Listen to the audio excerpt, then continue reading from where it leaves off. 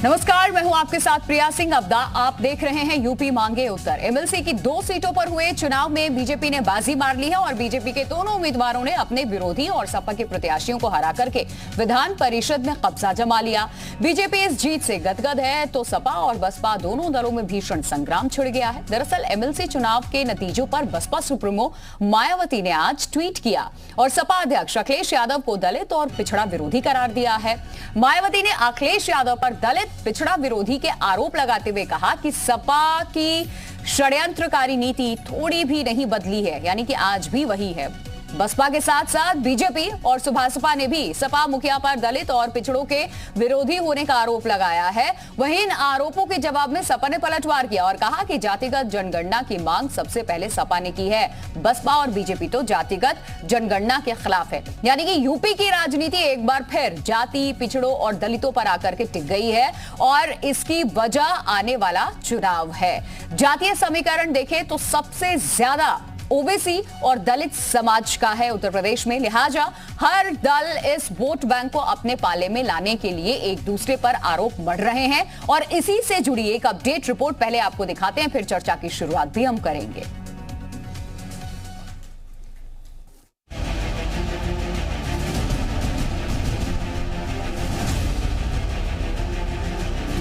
UP MLC की 2 सीटों पर हुए उपचुनाव में बीजेपी के दोनों प्रत्याशियों के जीतने और सपा के दोनों प्रत्याशियों के हारने पर बीएसपी सुप्रीमो मायावती ने तंज करते हुए सपा को षड्यंत्रकारी बताया है। मायावती ने कहा कि सपा ने जानबूझकर दलित और ओबीसी उम्मीदवार को खड़ा किया और फिर उन्हें चुनाव में हार का सामना करना पड़ा। मंगलवार सुबह मायावती ने ट्वीट करके लिखा, चुनाव में हार तय होने के बावजूद सपा ने दलित और ओबीसी उम्मीदवार को खड़ा किया, उन्हें हरवाया। ज्यादा संख्या बल होने की अनदेखी की गई। ये दिखाता है कि इन वर्गों के प्रति सपा की षड्यंत्रकारी नीति बदली नहीं है। मायावती ने अगले ट्वीट में लिखा, सपा के शासन के दौरान भी ऐसी ही घृणित राजनीति से दलित और पिछड़े समाज के लोगों का काफी अहित होता रहा है। आगे ऐसे नुकसान से बचने के लिए इन वर्गों को बहुत सावधान रहने की जरूरत है। बसपा की ये अपील है। मायावती के इस बयान के कई मायने निकाले जा रहे हैं। निकाय चुनाव में मिली हार के बाद बसपा अब 2024 के लिए रणनीति बनाने में जुटी है और इसके लिए जातिगत समीकरण साधने की फिर से तैयारी हो रही है। सपा पर निशाना साधकर मायावती ओबीसी और दलितों के इमोशन को अपनी सियासत के लिए इस्तेमाल करने की कोशिश करती दिख रही है। ये पहला मौका नहीं है जब मायावती ने दलित पिछड़ा वर्ग को लेकर सपा को घेरा है। इससे पहले भी मुस्लिम वोट बैंक को लेकर भी वो सपा पर निशाना साध चुकी हैं। उधर मायावती के बयान के बाद बीजेपी ने भी लगे हाथ सपा पर निशाना साधा। बीजेपी ने मायावती के बयान का समर्थन कर सपा को निशाने पर लिया। निश्चित रूप से उनको पता थी कि हम कहीं है ही नहीं चुनाव में, और चुनाव जो है ये बात सही है। मैं उनके ट्वीट का समर्थन करता हूँ कि उन्होंने जो है सही बात है, उनको हरा करके उनका अपमान किया है।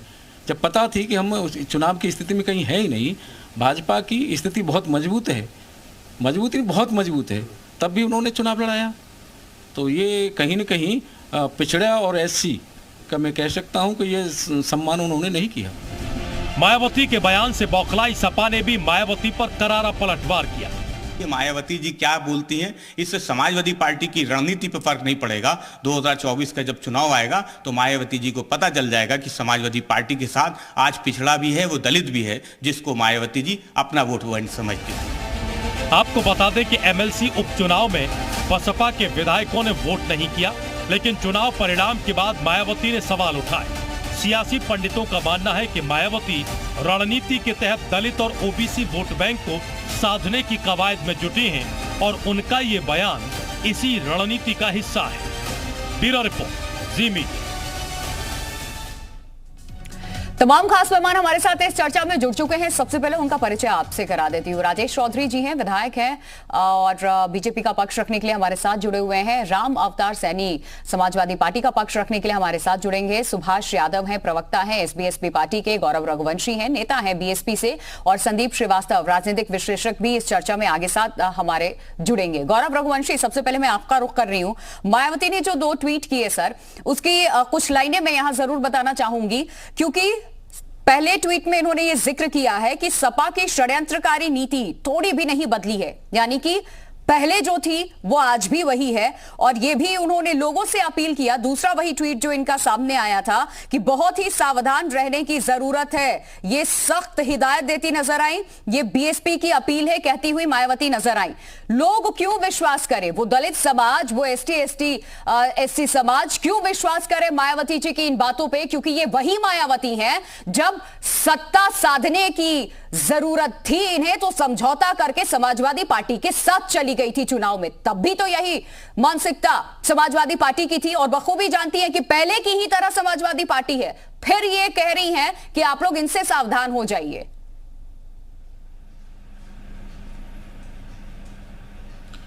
प्रिया जी, पहले तो एक कल दुर्घटना हो गई हमारे यहाँ कन्नौज में, उसमें एक ही परिवार के 5 लोग खत्म हो गए। इस चैनल के माध्यम से मैं उनको श्रद्धांजलि देता हूँ और ये प्रार्थना करता हूँ ईश्वर उनको श्री चरणों में स्थान दे। अब मैं इस पे आता हूँ कि सपा और बसपा, इसमें जो चर्चा अभी मायावती जी ने कहा है, इसमें कहीं ना कहीं बहुत सच्चाई है कि जब भी कोई चुनाव में हार निश्चित होती है तो ये ओबीसी के अन्य वर्गों को आगे कर देते हैं, दलित चेहरों को आगे कर देते हैं। लेकिन जहां जीत सुनिश्चित होती है वहां पे केवल एक वर्ग को ही ये लाभ देते हैं। ये विगत कई वर्षों में देखा गया है और आपने भी देखा होगा और हम लोगों ने भी देखा है। रही बात ओबीसी के हितों की और दलितों के हितों की, ये विचारधारा तो और समाजवादी पार्टी के साथ गठबंधन की, तो हमारे मान्यवर कांशीराम जी हमेशा कहा करते थे कि दलितों को तो वैसे ही अवसर कभी नहीं मिलता है, हमें जो भी अवसर मिलेगा, हमें अवसरवादी बोला जाए इससे हमें कोई गुरेज नहीं है, हमें जो भी अवसर मिलेगा सत्ता प्राप्ति का, हम उस तरफ कार्य करेंगे और उसके लिए सत्ता प्राप्ति के लिए कार्य करेंगे। तो हम लोग मान्यवर कांशीराम जी के कहने पे चल रहे हैं। हमें कल सत्ता प्राप्ति, देखिए मान्यवर कांशीराम जी कहते थे दलितों का हित बिना सत्ता प्राप्ति के नहीं है। हम विपक्ष में बैठकर या धरना प्रदर्शन कर या कुछ भी कर हम दलितों का हित नहीं कर सकते हैं। हम दलितों का हित तभी कर सकते हैं जब हम इस योग्य होंगे, हम सत्ता में होंगे और सत्ता से जो दलितों का हित कर सकते हैं वो सत्ता प्राप्ति करके ही कर सकते हैं। ये कैसा तर्क दिया सर आपने, यानी कि सत्ता के शिखर पे अगर आपको पहुंचना है तो आपके लिए हर समझौता उस वक्त मंजूर है, आपको उससे कोई ऐतराज नहीं है, और बाद में कहेंगे कि इन लोगों से जरा सावधान रहना, ये ठगने की कोशिश करते हैं, लोग क्यों विश्वास कर ले? ये सवाल मैंने आपसे पूछा था। आप कैसे किसी को गलत ठहरा रहे हैं उनका साथ छोड़ देने के बाद? ये तो जाहिर है कि आप साथ गए, नई बात बनी, आप वापस आ गए और फिर उस चीज को आपने इस तरीके से पोर्ट्रे किया कि हमने इसलिए किनारा किया और हम तो पाक साफ है। सुभाष यादव का मैं रुख कर रही हूं, वापस आपका कमेंट में लूंगी, लेकिन सुभाष यादव यही सवाल मेरा आपसे भी है, क्योंकि आप भी उसी रेस में हैं, एसबीएसपी भी उसी रेस में है उत्तर प्रदेश में, और बिना इनका साथ मिले उस गद्दे पे विराजमान होना नेक्स्ट टू इम्पॉसिबल है। उत्तर प्रदेश का जो जातीय समीकरण है वो यही कहता है, और इसी वजह से बीजेपी आज दूसरी बार, चाहे विधानसभा चुनाव की भी हम बात कर ले, एमएलसी चुनाव की भी हम बात कर ले, इतनी ज्यादा संख्या से वो जीत करके आई है। देखिए प्रिया जी, वास्तविकता है कि जो उत्तर प्रदेश की राजनीति है वो कहीं ना कहीं जातिगत समीकरणों के आसपास ही घूमती है। चाहे वो कोई भी पार्टी रहे, चाहे भारतीय जनता पार्टी रहे, चाहे समाजवादी पार्टी रहे, बहुजन समाज पार्टी रहे, हमारी खुद की पार्टी रहे, ऐसी कोई राजनीतिक पार्टी नहीं जाति समीकरण से अछूती है। उत्तर प्रदेश की राजनीति पूरी तरीके से जातियों के ऊपर ही लेके चल रही है। लेकिन जिस प्रकार दलितों की बात हो रही है, जिस प्रकार पिछड़ों की बात हो रही है, जिस प्रकार अभी गौरव रघुवंशी जी ने बोला कि बहन जी ने बोला या मान्यवर कांशीराम जी ने बोला कि दलितों का उत्थान सिर्फ सत्ता में रहकर किया जा सकता, पता नहीं कैसा इन्होंने बयान दे दिया, यह हास्यास्पद है। दलितों का उत्थान सिर्फ सत्ता में रहकर नहीं किया जा, दलितों के जो महापुरुष रहे वो दलितों का उत्थान करने के लिए हर संभव प्रयास किया है। उसके लिए सत्ता एक सहारा जरूर हो सकता है, पर ये वो नहीं होता है कि नहीं सत्ता रहेगी तभी हम उनके लिए कुछ कर पाएंगे, अन्यथा नहीं कर पाएंगे। लेकिन जो दलितों की बात होगी, जो पिछड़ों की बात होगी, समाजवादी पार्टी पिछड़ों के रहनुमा बनने का प्रयास करते हैं, अखिलेश यादव जी पिछड़ों की राजनीति करते हैं, बहन जी दलितों की राजनीति करती है। 4 बार बहन जी की सरकार ने इन दलितों का कितना उद्धार किया, ये बताइए गौरव रघुवंशी जी। एक भी दलित बड़े नेता को इन लोगों ने उभरने नहीं दिया बहुजन समाज पार्टी ने। समाजवादी पार्टी का भी यही चेहरा रहा है, पिछड़ों के अंदर किसी भी पिछड़े नेता को उभरने नहीं देती है। ये जब सत्ता में रहते हैं प्रिया जी, तब इन्हें किसी भी दलित की याद नहीं आती। जब ये सत्ता में रहते तब इन्हें किसी भी पिछड़ों की याद नहीं आती। सत्ता से बाहर जाने के बाद में इन्हें पिछड़ों की याद आती है, दलितों की याद आती है।